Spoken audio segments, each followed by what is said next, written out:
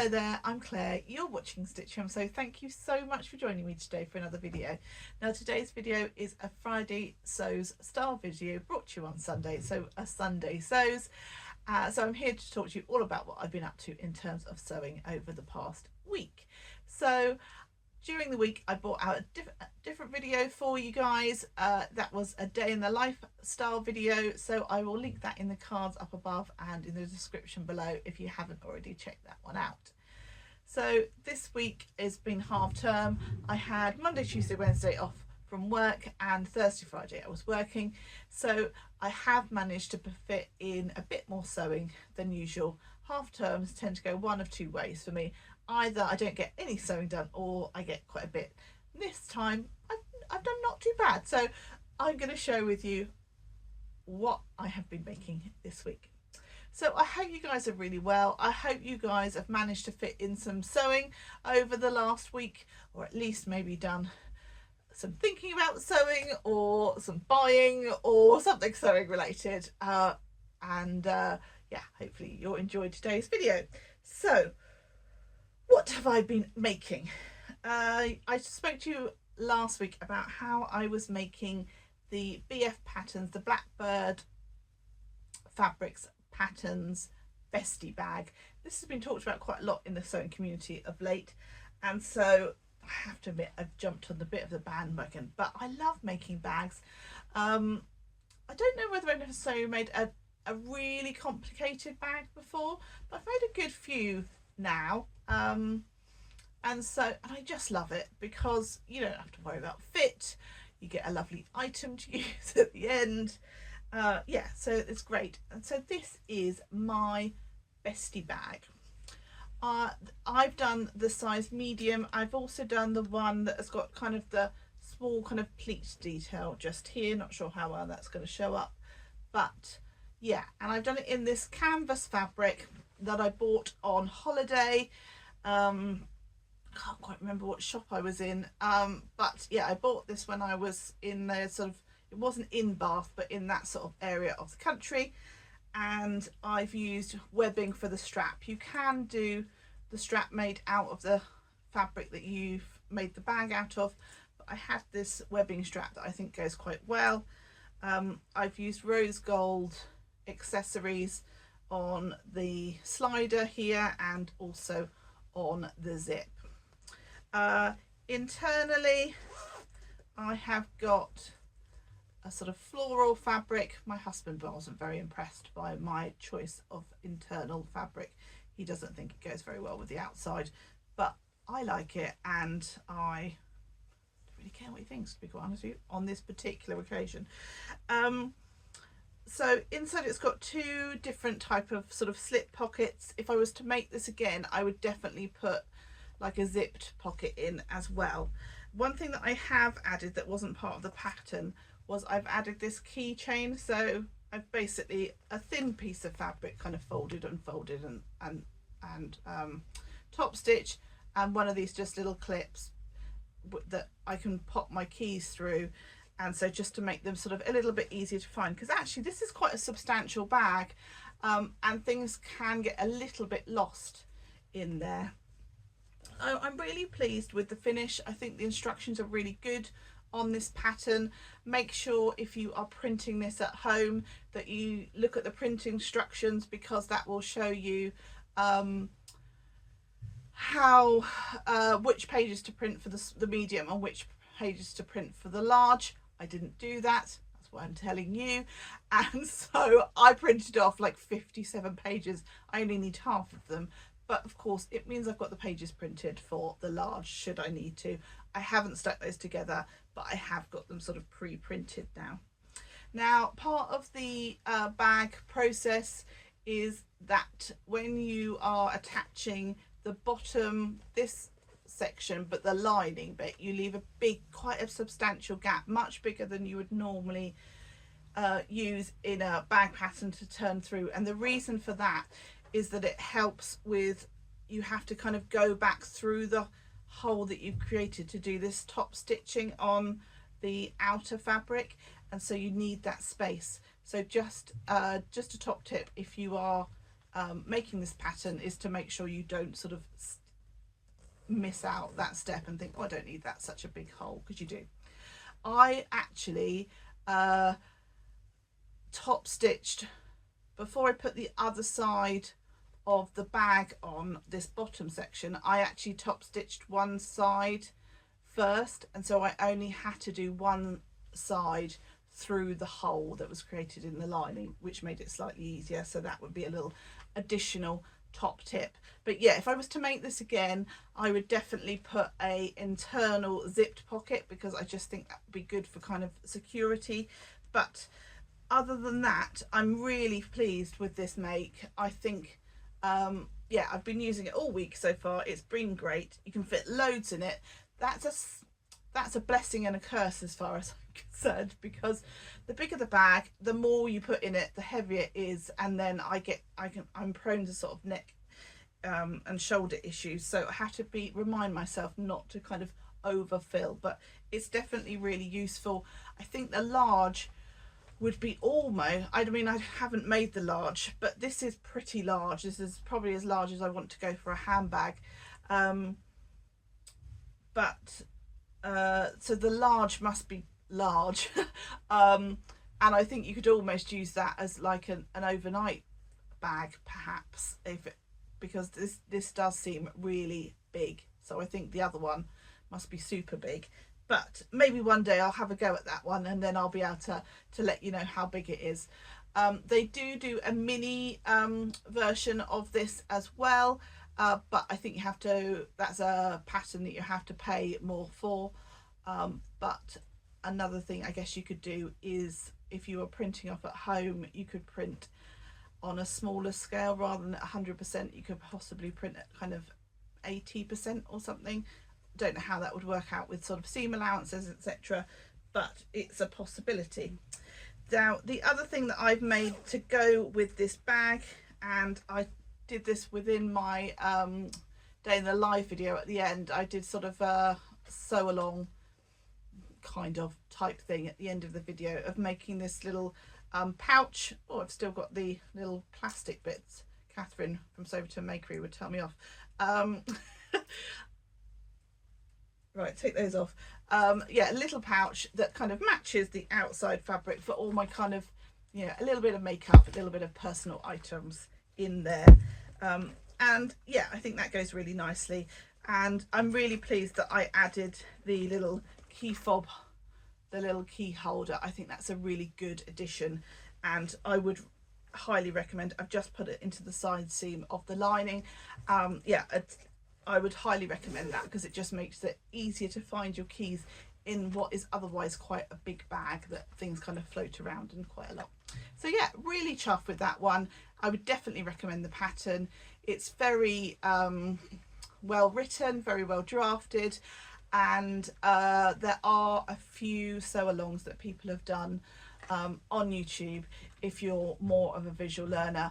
There was one of them that I just had a look at before even starting, and I'll try and find that and link it in the description below. But yeah, that was quite useful, just to kind of get an idea of what was required for the bag, and then I didn't have to kind of really read the instructions that much, because I'd already watched the video.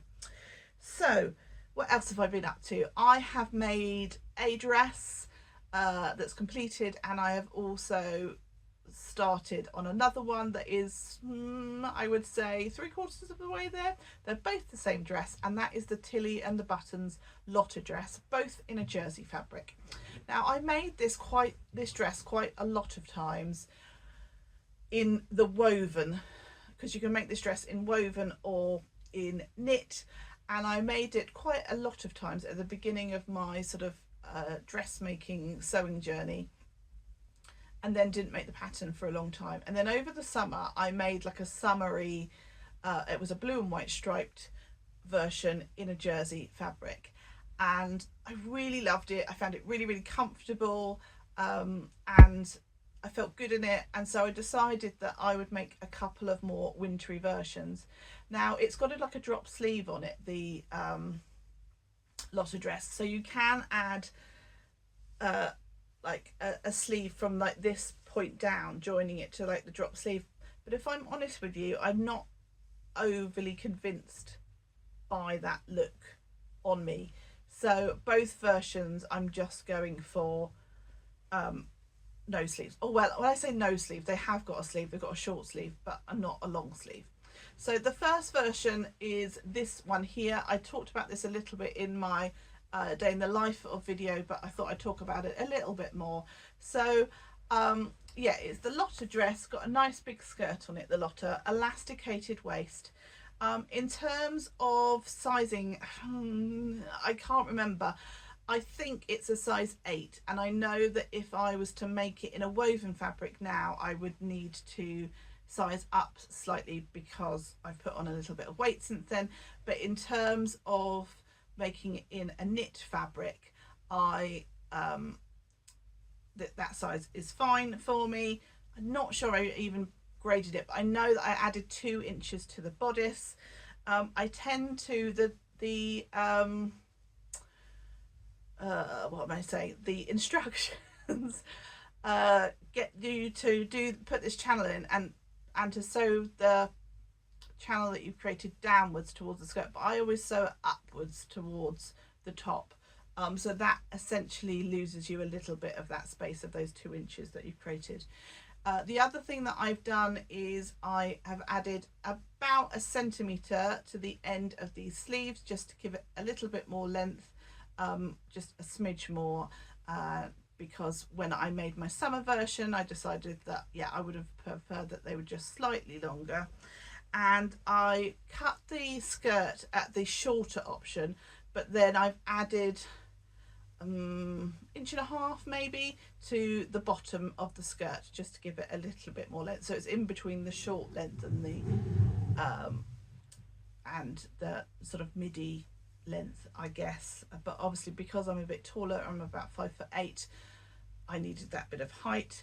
I've had to cut the top section of the dress not on the fold because I didn't quite have enough fabric. Now I don't know whether I just made a bit of a hash of cutting this one out or whether I just would never have had enough fabric to do it, but anyway, I had to cut it on the fold, no, not on the fold, and I haven't done too bad in terms of, I've managed to kind of pattern match across in terms of these lines, but not actually, it's not completely pattern matched along that edge, but I'm okay with that.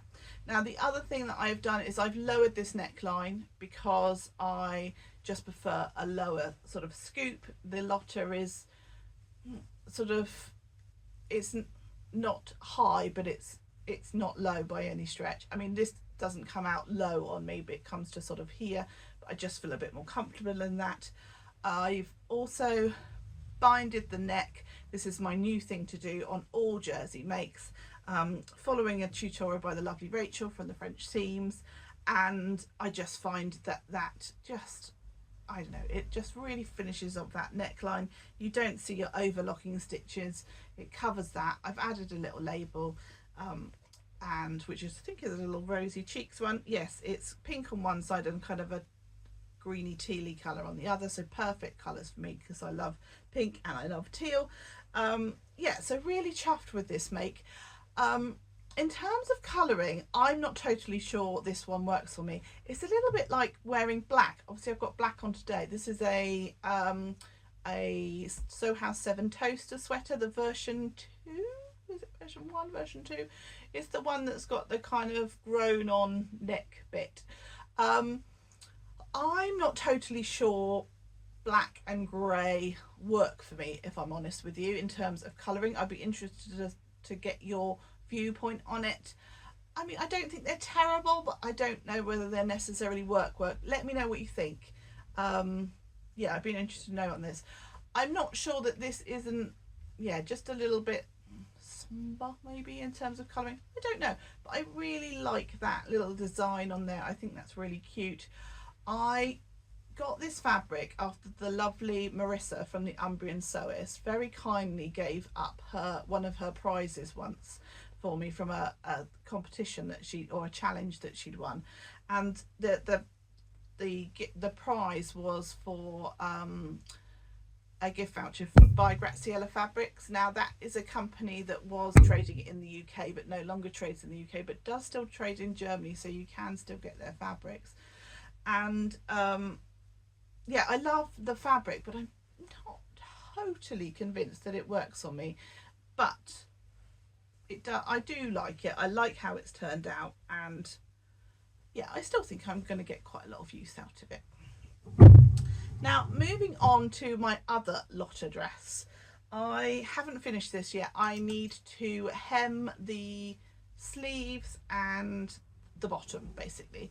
But this is my Lotta. Oh, and I haven't put the channel in and the elastic in the waist either. So I don't know whether I'm halfway or 3/4 there. I've done a fair portion. There's a little bit to go.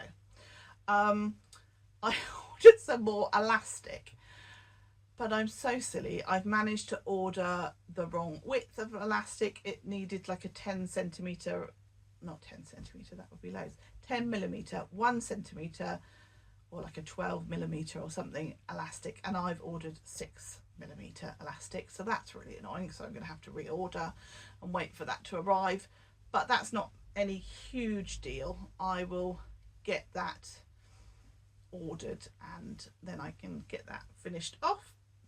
But overall, really happy with how this one's turned out. Again, I've lowered the neckline. I've made the same adjustments that I've made elsewhere. I'm not sure I've done quite the same design on the neckline, but it's very similar. I think this one's come out a little bit more squared than the other one, sort of a rounded square, but you know, that's fine. I think that will still look nice. And this fabric is beautifully autumnal. It's I don't know whether it's a ponte. It's definitely kind of got sort of quite a lot of, it's really drapey. It's kind of, I think it was described as having some modal. I don't know. Anyway, it was around quite a lot last year and I bought it last year. But yeah, I think that will be a nice addition to my autumn/winter wardrobe. And obviously I can wear that with a cardigan, or I could wear a top underneath because obviously it's short sleeve. But actually, I mean, on the whole, I'm at that point in my life where I tend to run a little bit hot, so having short sleeves and wearing a cardigan is no problem for me, because that means I can take a layer off, particularly if I'm in the office or whatever. So those are the things that I have been working on. Now, I haven't really done any shopping other than the elastic that I bought. Oh, and I bought a few bits for my Cricut Joy. So I got a Cricut Joy for my birthday and I've been playing around with that. So I picked up some more card inserts, some like pens that you can use with it, and some smart iron-on stuff so I can use it on fabric and things. So that's to try out.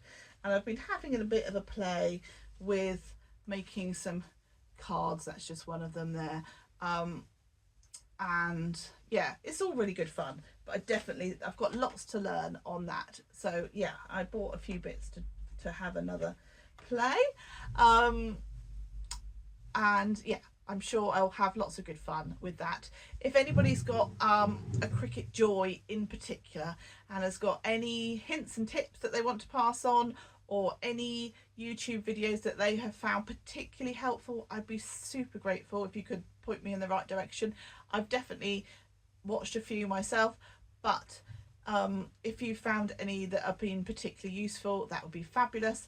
And if of course you've got any hints and tips that you want to impart on me, I would be very, very grateful, because I know that I have got a lot to learn with that in terms of what it's capable of, etc. I know obviously the Cricut Joy, you can't do as many things as some of the bigger machines, but I thought I would kind of cut my teeth on the Cricut Joy and see whether it was something that I was going to get lots of use out of.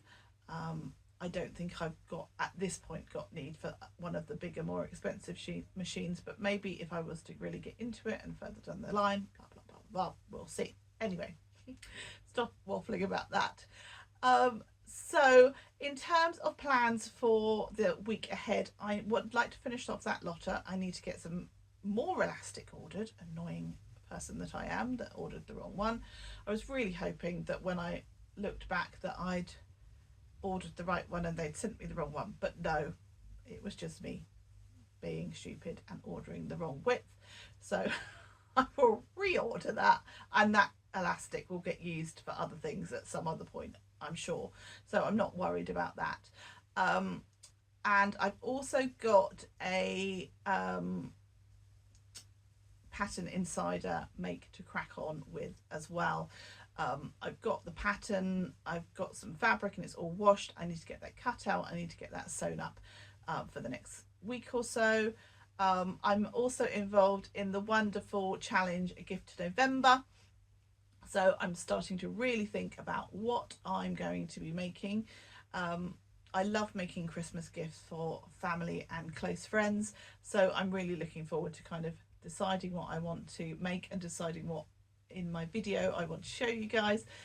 So do watch out for that video, but please have a look at all the wonderful ideas that are about for this month, in terms of all the people that are popping out videos for that challenge A Gift to November. I think it's actually this year AGTN 24 rather than A Gift to November. I think the lovely Alison sorry, excuse me, from So Like Dotty has abbreviated it, but I'll pop that along the screen for you. And there's another challenge that has been run by the lovely Yvette, who is the co-founder of Stash Hub, and that is to sew up 2 meters of cotton fabric. Now, I'm not part of the vlogger tour for that one, but yes, I'm sure throughout the month of November I will be sewing up 2 meters of cotton, so I will definitely have to keep put my thinking cap on and have a think about that one as well. Now, that challenge is, I can't remember the title of it, something like sew to for, no, I can't remember. I'll pop it along the screen now. So yeah, those are a couple of challenges that I'm aware of, and I know that there are several other challenges running through the month of November if you're wanting something to kind of get your inspiration going. And if you go over to the Sew Over 50 Instagram page, they always do a list of sewing challenges for the month. And if you're a member of Stash Hub, Yvette and Doug always put the sewing challenges up on the Stash Hub app too, so that's another way to find out about any others as well. So yeah, lots to keep me busy lots to keep you guys busy if you're interested in those as well. So I think I am going to stop waffling at you for today. I'm going to go off and get this video edited and up, so I will say goodbye. So I really hope you've enjoyed today's video. If you have, please do think about giving me a like, subscribe to the channel if you haven't already, drop me a comment. I really love interacting with you in the comment section, and I try to get back to everybody as quickly as I can. So thank you so much for stopping by. Take care, happy sewing, bye bye.